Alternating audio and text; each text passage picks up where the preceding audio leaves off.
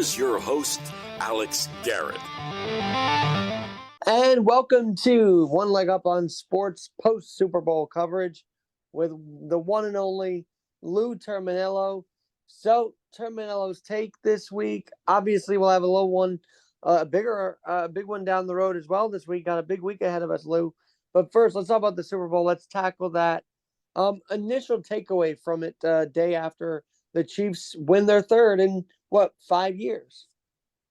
Alex, thanks for having me back. The funny thing is, the first 2.75 quarters of the game, it was obviously not going to be considered a classic and iconic game. But once the unlucky break on the punt and it hitting off Darrell Luter's foot, and the poor kid had no idea where the ball was, and it's not his fault. It was just one of those freak plays with 2:32 to go in the third quarter. After that, from that point on to the end of the game, it became an instant classic to show you the ebbs and flows and how games change. The 49ers are going to, when they look at the film, and they go over each play and they see how close, obviously, they were to winning it. I mean, they lost in overtime. And obviously, they lost to the greatness of Mahomes, who, when the going got tough, the 49ers couldn't stop him. And he just performed like a guy who won his third Super Bowl MVP. And he's only 28 years old.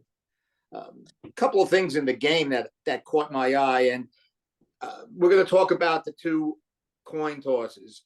Now, I said, unless it's weather related, I would always take the ball to start the game. Now, obviously, they were playing indoors yesterday, and Kansas City won the toss. They deferred. San Francisco got the ball, and San Francisco was moving the ball effectively. Kansas City had no answer for that first drive with San Francisco, and then, thanks to gang tackling by the San Francisco defense, they forced that fumble at the 27-yard line of the Chiefs when McCaffrey fumbled, and he's not a fumbler, which really, I think it really hurt the 49ers because they really should have had points on that drive. I don't think the Chiefs could have kept him out of the end zone. I really didn't. I know that most teams obviously script the first 12, 15 plays, and it looked like Shanahan and his offensive staff had done that well. But that being said, for that first half, San Francisco's offense and defensive line was dominant and really kept Kansas City at bay for the whole first half and most of the third quarter. But, Alex, it's a funny game. And once that freak punt muff, that turned the game around. I mean, it was 10-6 at the time, and in one play, Mahomes gets them in the end zone and put them up 13-10, and the Niners came right back when they had 16-13. Purdy played an excellent game. He has nothing to be ashamed of, as the old saying goes. He's an excellent NFL quarterback. Obviously, he's not the equivalent of the best player in the league right now. The best player in the league by far is Mahomes, and but that's nothing to be ashamed of. And then, it was 16-13. The Niners defense had a chance to hold them. They didn't. And then we went to overtime, where I think Shanahan should have kicked the ball. He should have deferred because they had. I was going to say that the other thing about this story, because you're a Jet fan, right? And who makes the winning catch but the guy that was traded midseason back to the Chiefs? And irrelevant. That's irrelevant. I mean, it really is. I mean, in my opinion, obviously he's been with the Chiefs for a long time. Obviously, he wasn't utilized by the Jets because once Aaron Rodgers got hurt, they couldn't utilize his skills. And it's ironic, typical, whatever. It's but it's neither here nor there.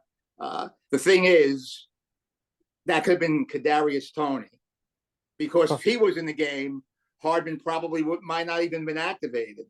But Hardman's more trustworthy than Tony. So Coach Reed and his staff made the right move by activating Hardman, who said he blacked out when he caught the touchdown pass.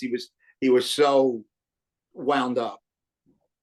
By the way, as you know, I voiced a little displeasure with the way Mahomes handles losing, but I will tell you, yesterday was vintage Mahomes.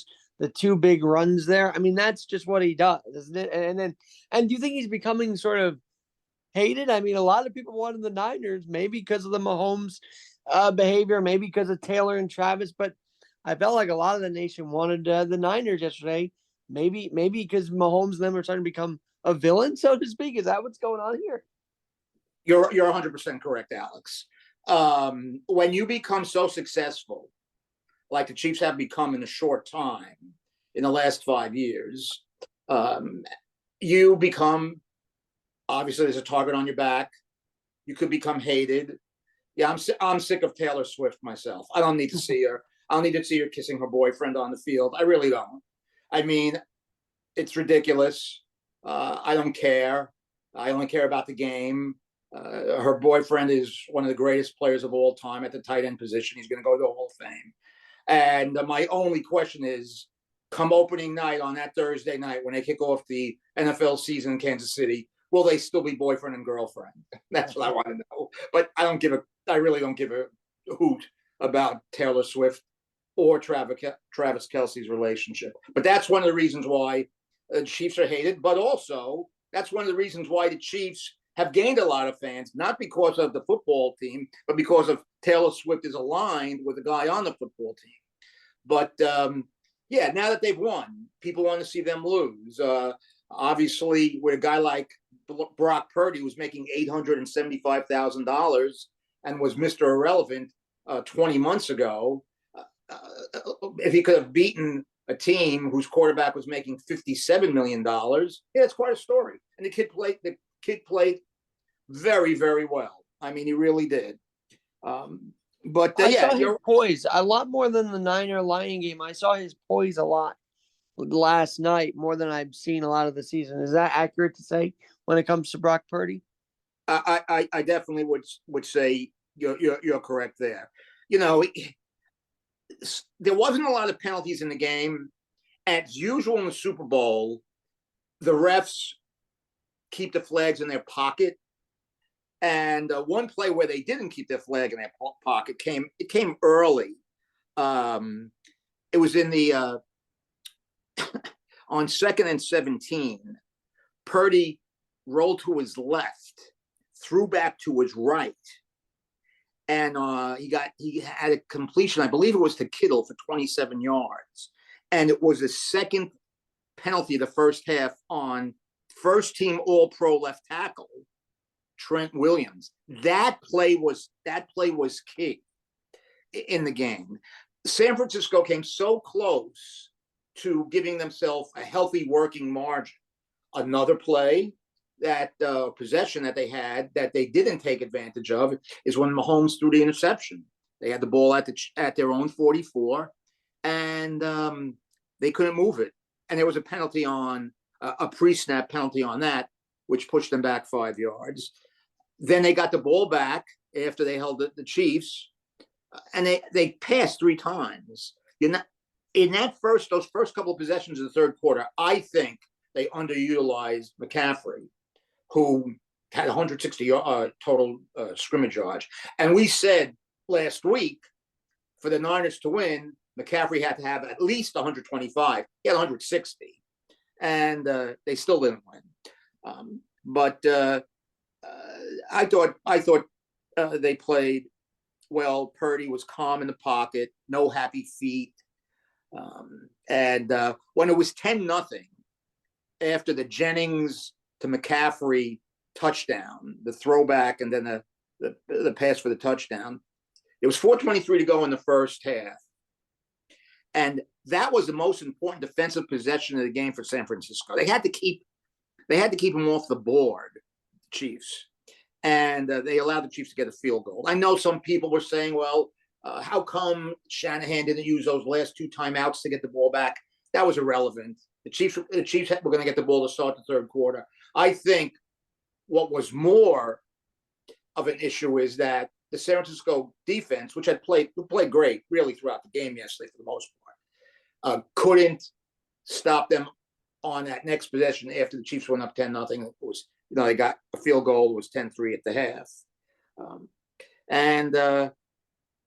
But KC didn't take, San Francisco didn't take advantage of that Mahomes INT on that first possession in the third quarter. No, that was a big one. And I noticed as they were going on, the less they capitalized, because I think actually the Chiefs went 3 and out rather the next possession also. And I was noticing, hey, wait a minute, the Niners should be capitalizing on one of these drives, and they just could not. And that is why I also credit our old friend of the New York football squad Giants, Mr. Spagnuolo, with the win as well, because his defense, when they needed to, clamped down, and he pushed them. And Romo kept saying how tired they were, but he got them to get them to stop and to hold them to a field goal in the Niners' last possession. He did a lot to do what he can with that defense to win as well, wouldn't you say? Oh, absolutely. And you got to remember, when they played at the end of the 2019 season, I guess they played in January 2020, but it was the 19th season. There's only one player from that Kansas City defense that's on this that was on this field yesterday defensively for Kansas City. They have a young defensive team. They have two great corners and McDuffie and Snead.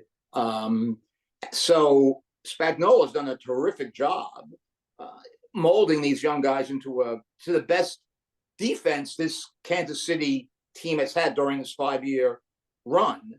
I know they don't put coordinators in the Hall of Fame, but if there was, he'd be right up there right now for that. And what you said on 3rd and 4, if McDuffie doesn't tip that pass, and he sent McDuffie, and nobody on Kansas City picked him up on 3rd and 4, with just after the 2-minute warning in regulation, San Francisco can take that down to the last 5 seconds, kick a field goal, get out of there with a Super Bowl victory. But they didn't.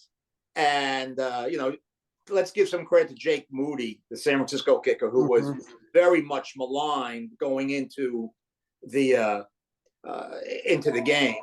He kicked a 57 and a 55 and a 53-yard field goal, and that was really a tremendous. But again, there was 153 left, and when you give Mahomes 153, it's tough. Now, I believe San Francisco's defense got a little soft. I know they were playing the clock. I just wouldn't have gone that soft on those first couple of throws. That's me. And then I did not think they were going to hold them out at the end of regulation. So that once they hit that pass to Kelsey, that put them at the 11, they did a tremendous job of holding them out of the end zone right then and there. Then, like I said, the coin toss. And, when it comes to the beginning of the game, obviously I'm a big fan of receiving the ball, unless it's weather related. Now, yesterday was the first time they played under those new rules, where even if you scored a touchdown, you were going to get the ball back. And that's only for postseason.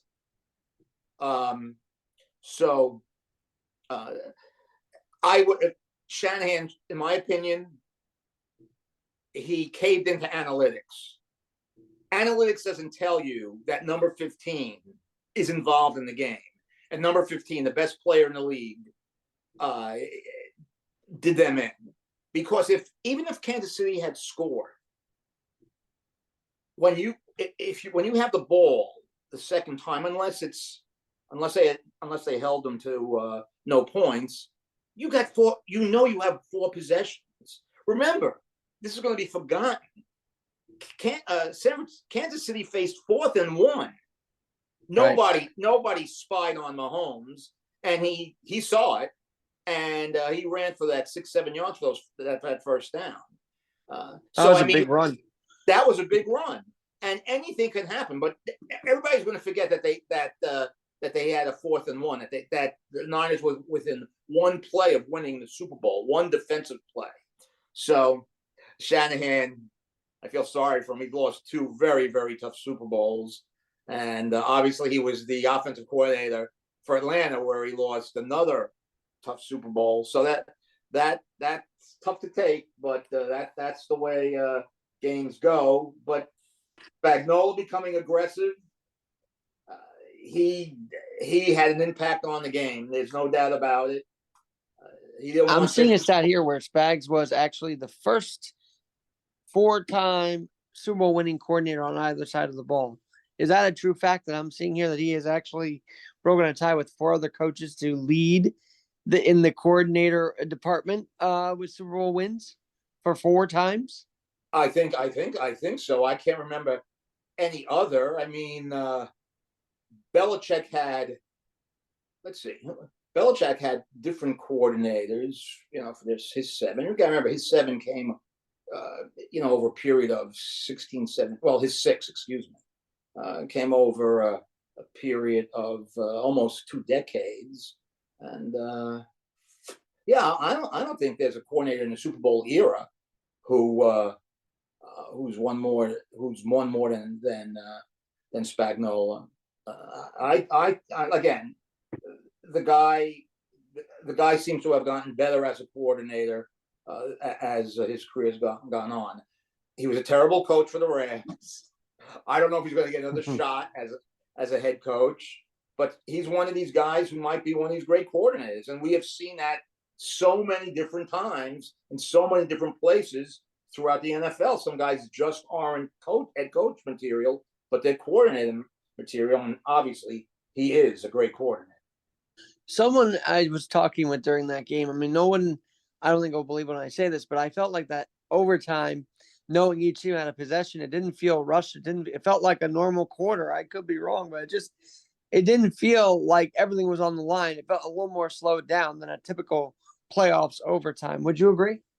I would agree. It felt more slowed down, even though it was still nerve-wracking, tense. It wasn't as tense as a regular season overtime. I agree. I do. I do. And agree. I would say for the Super Bowl, at least for the Super Bowl, you work that hard for 4 quarters. You deserve a possession in the overtime. I do agree with the rules, believe it or not. No, I absolutely agree with the rule, and I think they should put that rule into the regular season too, whether you score a touchdown or not. The most amazing thing to me is how these players don't know the rules. Apparently, and I did see a little of the post game today of San Francisco players saying that they didn't know the playoff overtime rules. They didn't know that they had changed the overtime rules. In that Buffalo Kansas City game a couple of years ago, they made the rule change after that. That boggles my mind. It boggles my mind that Shanahan and the Niners didn't go over the rules way back when the playoffs began. I mean, are you kidding me? If that's accurate, that's terrible. So they lied to Bill Vinovich because they were asked, "Do you guys know the rules?" And they were like, "Yes, we do." And I'm like, "Oh, well, that's interesting because it's a lot of rules to ingest for a week before the Super Bowl, But well, you should know it as we knew the rules, and they made the change a couple of years ago. We knew the rules, and we're not going to play. We're not going to be playing in an NFL playoff game. That's for sure. Don't they have pride in their craft? Don't they know what's going on? It's amazing to me. Hardman, when he caught the touchdown, didn't realize it, for a second he blacked out and didn't realize that the game was over. I mean, really? It is mind-boggling to me, Alex. It really is. So, but the game was over, and there'll be another huge parade in Kansas City, I guess Wednesday or Thursday. I don't know, maybe even tomorrow. Who knows? And the Chiefs are at the top of the NFL mountain. And the funny thing is, remember all those years when Andy Reid was in Philadelphia? I think they went to 5 straight NFC championship games and only won one. And then they played the Patriots in the Super Bowl in Jacksonville in 2004 and lost to them. And the Eagle fans got disgusted with him. He was there 14 years. He's the best coach the Eagles have ever had. And now he's been in Kansas City for many years. And he's coming back next year. And they're going to go for a three-peat. And I think they can get it. I mean, their defense is young. They'll add a receiver or two. That's for sure. And so we're going to hear the whole, well, Mahomes isn't what Reid isn't what he is without Mahomes, almost like we heard with Belichick's not what he was without Brady. I mean, can you start hearing that kind of thing down the road? Absolutely. Absolutely, Alex. I mean, yeah, you will. You can hear that. But the good thing for Mr. Reid is he's 65 years old, and who knows how much longer he wants to go. He will be back next year. And the best player in the league is on his team, and he's at the height of his physical abilities, and his on-field IQ is off the charts, and he's only 28 years old. His on-field vision is ridiculous. I mean, I know Kelsey was sort of like, and a couple other guys, I guess, were like, why isn't he throwing it to me? But I could just tell the guy's eyes are always moving, and that's why he's able to run the way he is. I mean, it takes a special talent to do that. Again, I wish he would, if he lost a big game, though, I wish he would act a little more graceful. That's my only complaint about Mahomes. Other than that, I respect the hell out of his athleticism. I mean, how could you not? Hey, Alex, he's 15-3. I guess sometimes when he blows his stack on the sidelines at his players, he wants to win. He's a competitor. I've never seen him denigrate or heard him denigrate an opponent in a press conference. But he's a winner, and part of being a winner. And, Michael Jordan once smacked around, I believe it was John Paxson, who wasn't concentrating in practice. That's because Jordan was a competitor and he wanted to win. And Jordan practiced as hard as he played. And yesterday, Tony Romo and Nance had a blog game. They're okay. I mean, I don't understand. Romo didn't talk too much yesterday until the end when he jumped all over Nance on that call. That was not good. The winning touchdown pass. But he said one thing Romo did. He compared Mahomes to Jordan, and I think you can do that. Mahomes to Jordan, there's no doubt about it. He's on that level. Yeah, I just don't. I guess Michael is portrayed as a bully. I don't know. I guess they're both just competitors. Now, speaking of on the sideline interactions, I think the storyline out of the first half was definitely what happened with Kelsey and Andy Reid. But Andy Reid said we're all good, and you know what? I was wondering if there was going to be anything further, but it seems like it was just an on-field thing, this heat of the moment type of thing, nothing severe, Well, it was a heat of the moment type of thing. That being said, and I know these players are all juiced up, and I don't mean juiced up on any kind of illegal substance. I mean, they're competitively juiced up. He was, what he said to his coach, according to people on the sidelines, was disrespectful to a guy who is going to be a Hall of Fame coach. But again, there's a lot of things that go on the sideline that would make your head spin on an NFL game. That's for sure. I believe it. All right. One other thing about this whole story about the Chiefs winning again is, so obviously they're the leader of the pack in the NFL, no doubt about it. They are the ones that people are going to go after. So do these other teams review tapes of the last 3 Super Bowls and say, okay, how do we get them even in the regular season? I mean, now it's sort of like, how do we stop them at all stops, right? Even including the regular season. Right. And as you saw at the end of the regular season, the Chiefs were struggling a bit. but you can never underrate the heart of a champion. And going into next season, what teams just going to try to fill in their area of weaknesses. Teams that need to help their offensive line will try to help their offensive line. Teams that are going to need to strengthen their defensive backfield are going to try to do that, because there's always that unknown factor. What about if Patrick Mahomes rips his Achilles or tears his knee up? The Chiefs are done. We look at what happened yesterday when one of the great linebackers for the San Francisco 49ers, Greenlaw, just coming off the sidelines after San Francisco punts the ball at KC, just coming off the sidelines, walking onto the field on grass, mind you,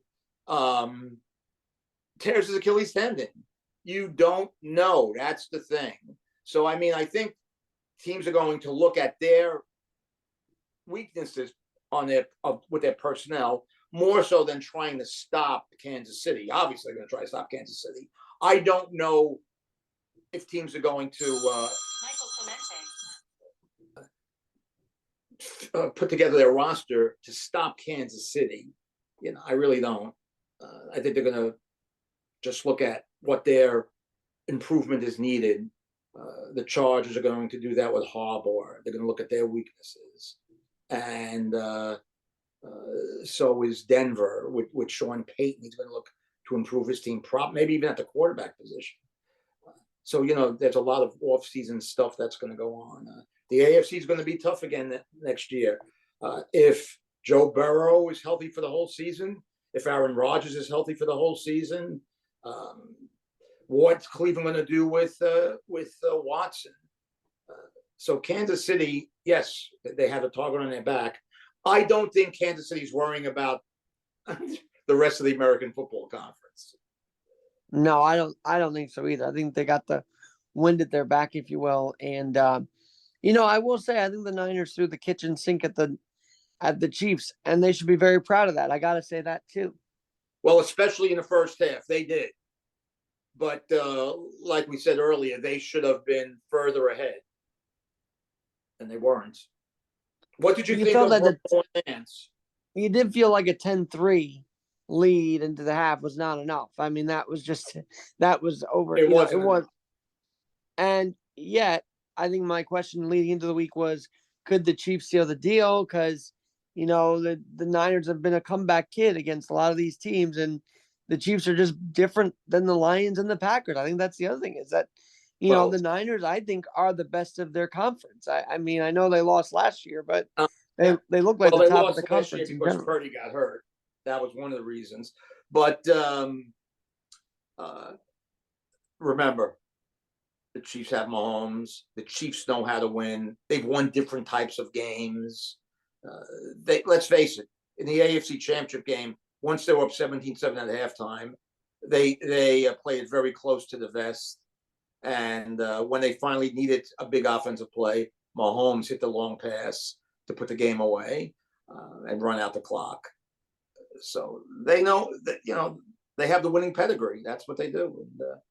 And it should be a very interesting offseason, that's for sure, as we move into 2024. The NFL never disappoints. All right, Lou. Well, before we wrap up this post-Super Bowl coverage, the one other big play was that Kittle was out, and I believe it was his replacement caused a penalty for the Niners, which was a big play. And Kittle, after being injured or had this really, they didn't know what it was, but he comes back on the sideline, raring to go. His replacement caused a penalty, but it made me think, Kittle's a guy that's been around the league forever, and his son isn't setting it though, right? Like he'll still want to be there till he gets this ring. Well, what you just mentioned, the shoulder injury, and they had to take him into the locker room to get checked out. That was a big play in the game. And obviously he's a tough guy. And he actually was first team All-Pro ahead of Kelsey this year. He's not going to retire. The sun isn't setting on him. The difference is the 49ers in the first half held Kelsey to one catch for 1 yard. And then in the second half, Kelsey ran wild, 8 for 92.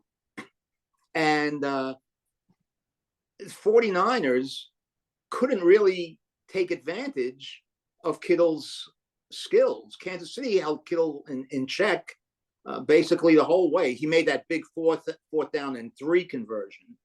But again, we talked about how the Ravens didn't stop Kelsey. And we figured that Steve Wilks and his defense played well, would have looked at that and find a way to stop their best combination, Mahomes to Kelsey. In the second half, they didn't. I mean, the chemistry, and we've said it 8,000 times, between Mahomes and Kelsey is just remarkable. And then the other guy we didn't really cover, but he was great too, was Pacheco. I mean, did you feel like Pacheco was shut down a little bit, or was he his usual self yesterday? No, he was shut down a bit. I mean, I believe Mahomes was the leading rusher in the game for the Chiefs.